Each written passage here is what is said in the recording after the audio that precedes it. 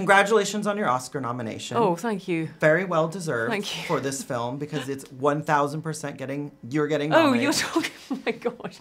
No, you've. Oh, I thought you were talking about Gone Girl. You're tricking me. No, I saw this. I was like, holy shitballs! It was amazing. I mean, I'll say shitballs. I don't care. Okay, how many cigarettes You did should you say that with Marie's accent. You should say, holy shitballs. Holy shit! I can't even say. Holy shitballs. How many cigarettes did you smoke? I think I smoked 2,000 cigarettes. And they were real. And 600 in preparation. Yeah, And some of them were real. I mean, come on. Some of them had to be. Whatever you call them. What do you call them? Herbal. They're not very herbal. It's not like a herbal tea. That's for sure.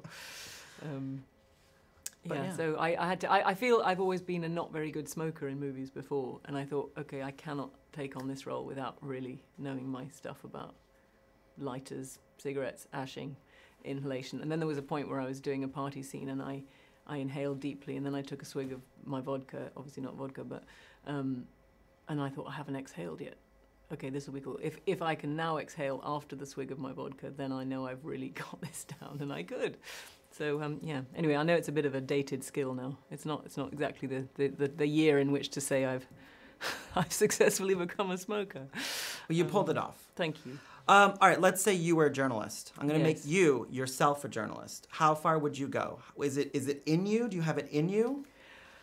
I think I have more in me than I realise. I think I'm someone who's constantly doing battle with my own fear and a desire to overcome it. I think I admire people who show tremendous courage. I think I carry quite a lot of fear, and I think I'm constantly testing myself against that. And I think I want to do the best job, so I will probably always go as far as it takes. And I think that would be true if I was doing this job. In preparation, I actually went to Lebanon to work with a mine action group called the Mine Advisory Group, who are involved in decontaminating the world of mines.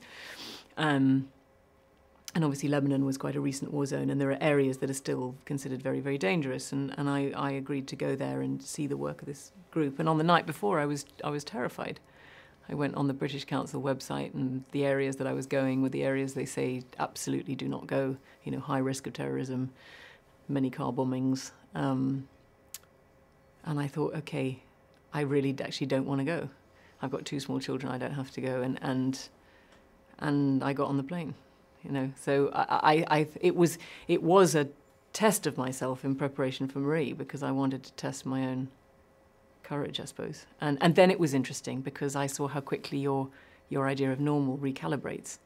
So 2 days later I was in, protective body gear and a helmet and walking through minefields, which, 48 hours earlier I was, quaking in my bed, unable to sleep.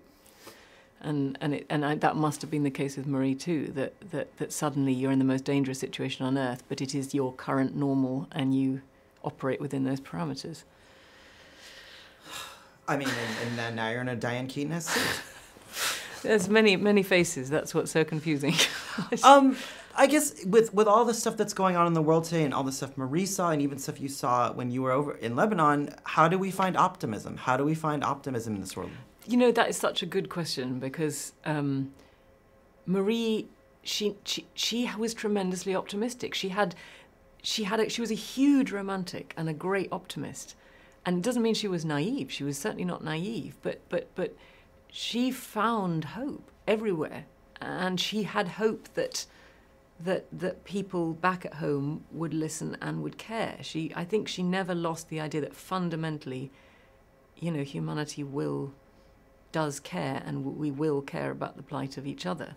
It often doesn't look like it, really often doesn't look like it, because everybody's so, and you can't.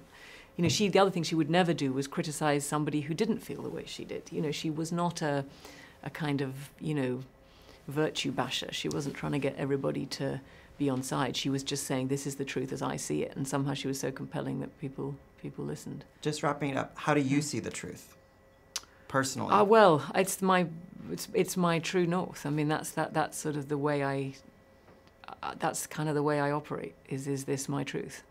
Sometimes I go down a road of thinking of how, I'm somewhere down a road before I realize this is not my truth, and I backpedal, but I'll always call it. That's my kind of. It's the only thing you've got, I think.